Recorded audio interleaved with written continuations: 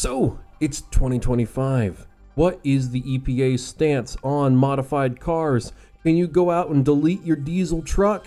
Can you decat your sports car and build a race car for the street? Are superchargers allowed? Can you boost your Honda? Today, on Vroom News, we're finding out.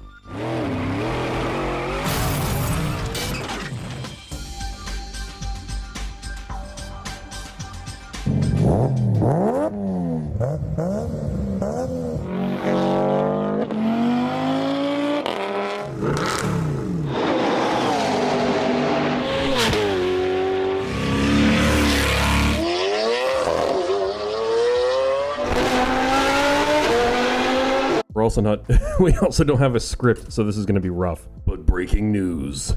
We were going to do this in a van, but we broke the news van. That's a deep cut reference. So, the EPA historically is not a very big fan of modified cars or just modified anything when it comes to automobiles, whether it's cars, vans, trucks, heavy duty vehicles especially. Anything you do can land you hefty fines. Like, so they went after Cobb not too long ago and gave them a big fat fine. They have gone after individuals, which seems kind of nuts, and have given out huge fines to people who either modified a car. It's usually a truck, like a truck with a delete in a tune, something along those lines. And I don't want to go too off script here, not that I have a script. I am personally of the bandwagon that unless if you are a large conglomerate, an organization, collective, or company, an individual cannot have a profound impact on global emissions, states' emissions, or national emissions. That's just, it's unreasonable to think otherwise. However, individuals are easy to target because it's, if they retaliate, they can just be ignored. All the companies lobbying in the government are a little different. They can kind of complain and get listened to. Because, remember, not about the environment, it's just about money. Take carb, for instance. We'll talk about carb some other time when we have like a good script. Because the stuff going on with California and carb and all the changes they've had made because of the Congressional Review Acts that have just been passed, it's actually quite entertaining.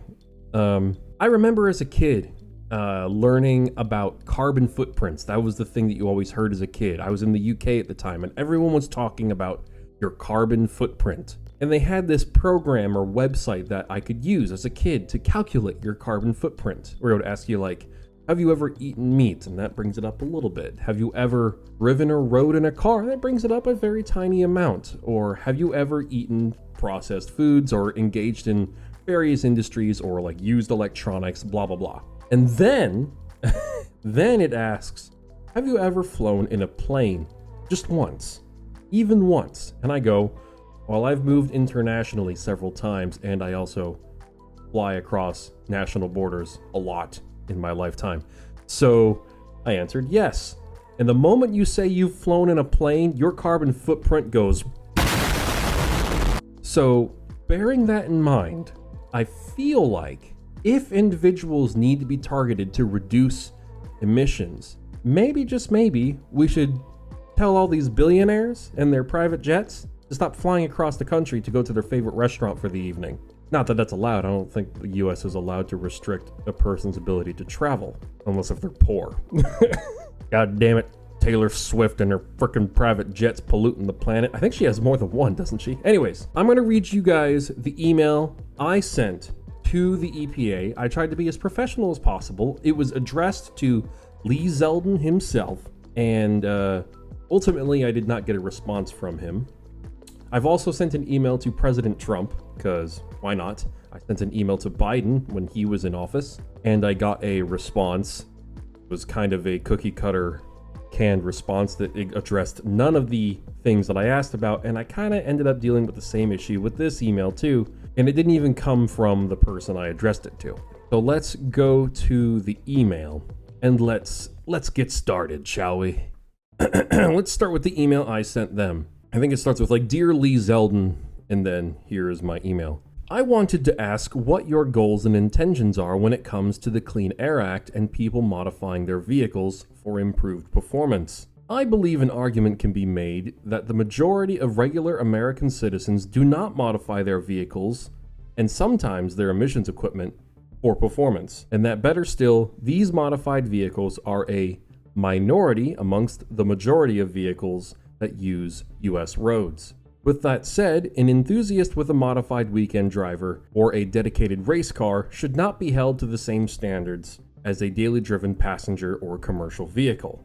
Would you agree that it is the manufacturer's responsibility to adhere to the Clean Air Act, but that an individual can, what I mean to say is should be able to, modify their vehicle once it is in their possession? Because most normal people won't be removing their catalytic converters unless they're partaking in the hobby. Take me for instance. I'm a truck driver. I drive to and from work in a hybrid, and I would like to build a sports car or race car to enjoy at the track or at events in my local community. I am also saving up to buy my own Kenworth rig to haul all my projects around the country. Despite being a heavy-duty vehicle, it won't be a commercial one. So my hope would be that I could pour my passion into that too, since I would only be driving a couple times a year, unlike a real commercial semi-truck. I would think deleting the emissions systems on that would be perfectly reasonable, since it's not a daily driven commercial vehicle. And now here's the important part. Is there any chance?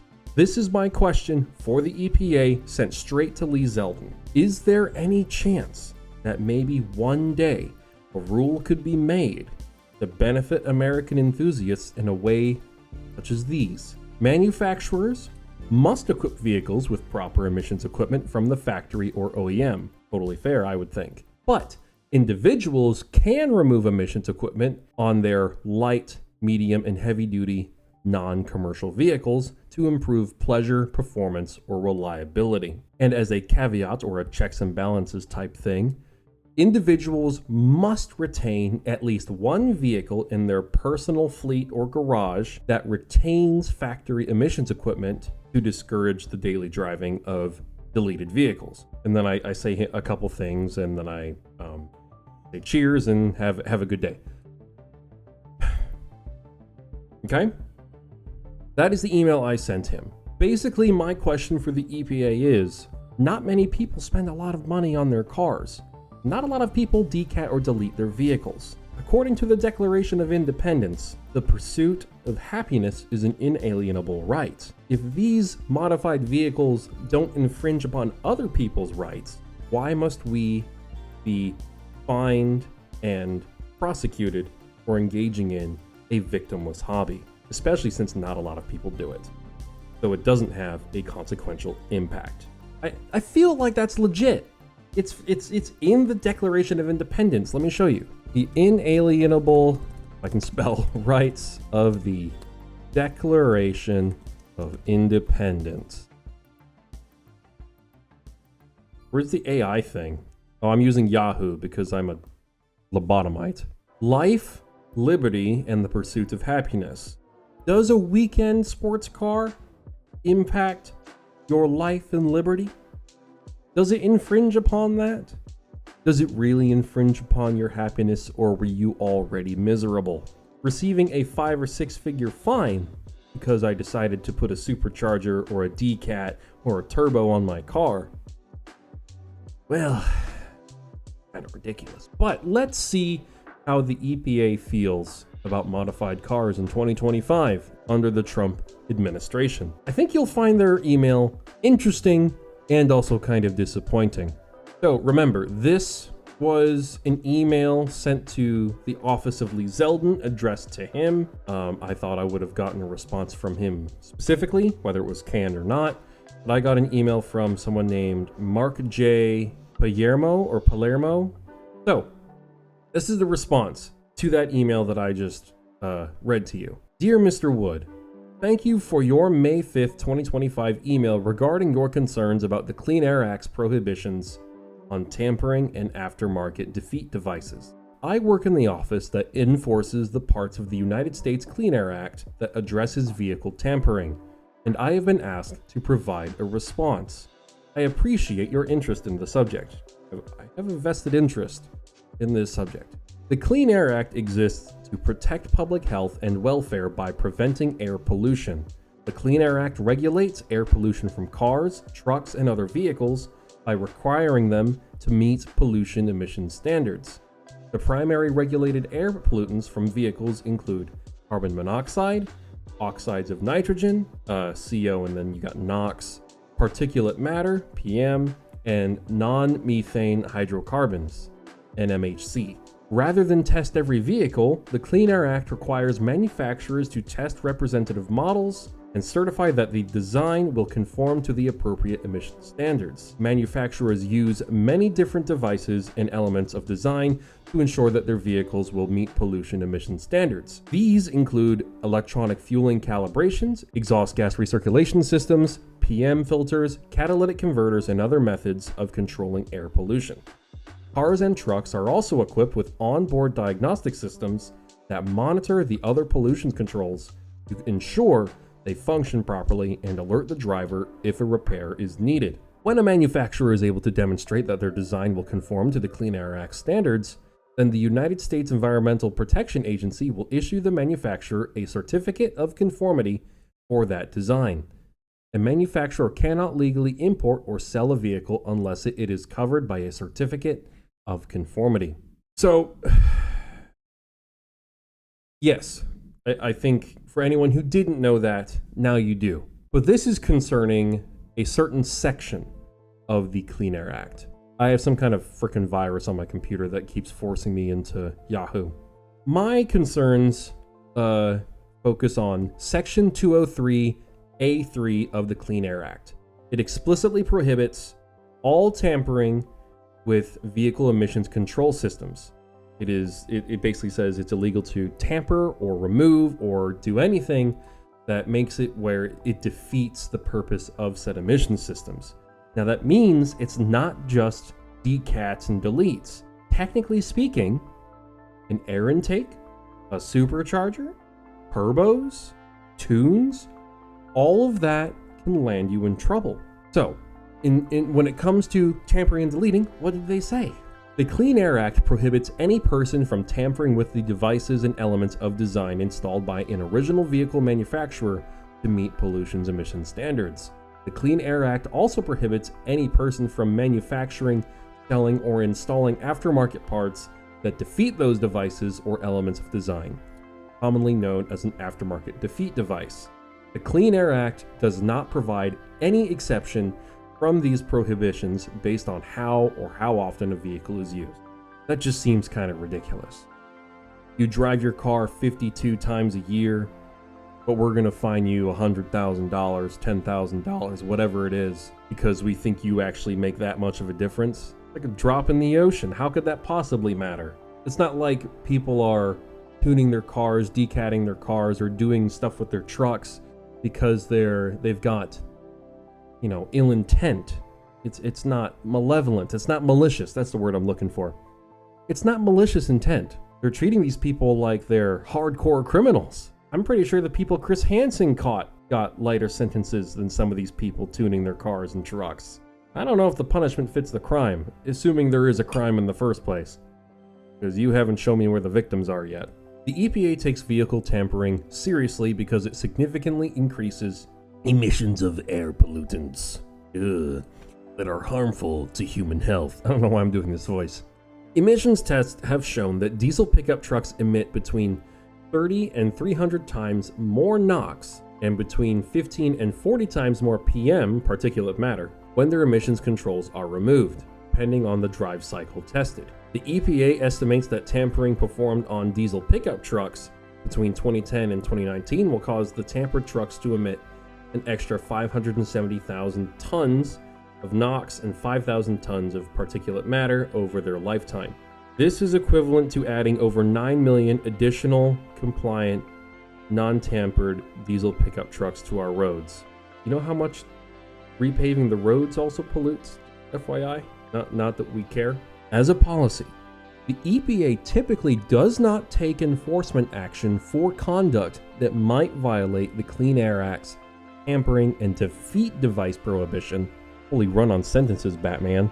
If the person engaged in the conduct has a documented reasonable basis to conclude that the conduct does not and will not increase pollution emissions.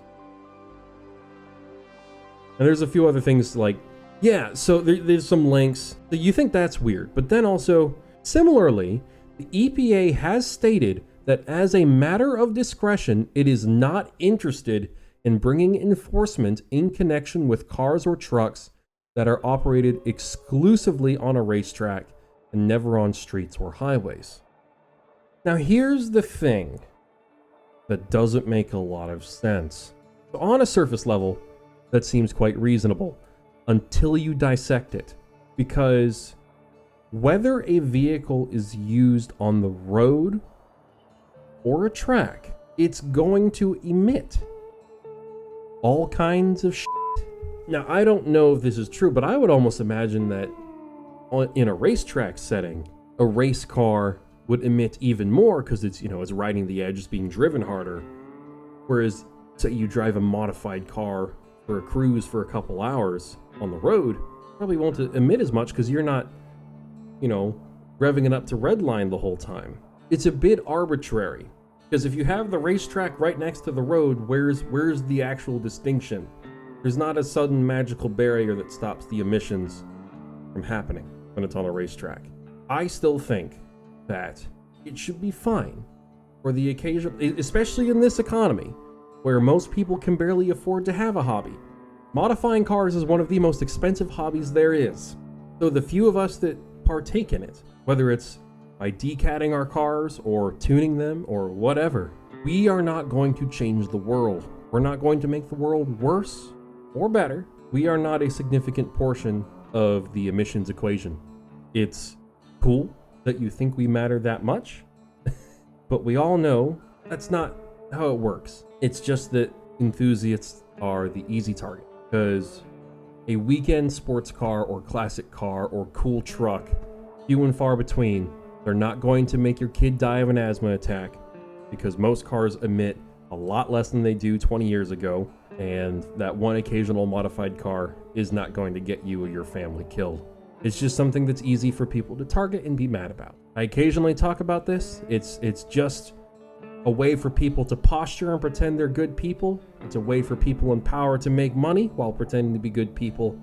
And it's just a way to feign progress the laziest way possible. Because they're not going after airlines. They're not going after the meat industry. They're not trying to revolutionize public transport. They're not trying to revolutionize the way roads are made and paved. So I just do not think any of this is being done in good faith.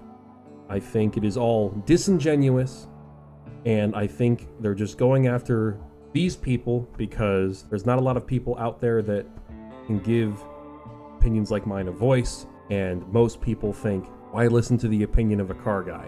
He just wants to be obnoxious and noisy, and he just doesn't care about other people. That's not true. I do not have malicious intent when it comes to modifying cars. I just like to do it because I like it. But I'd also like to not be fined tens of thousands to hundreds of thousands of dollars for just partaking in a hobby. We rebelled against England for a minute fraction of that kind of extortion. And we're supposed to be okay with that because it's in the name of the environment. I'd at least like to know where that money is going to help make the world a better place. Are you saving the Amazon? Are you planting trees? No. To end off the video on a bombshell, I think the EPA is 5 to 10 years away from having their own version of Ruby Ridge or Waco. Because whenever you say, no, the government would never do that, those will always be your famous last words. Never say never.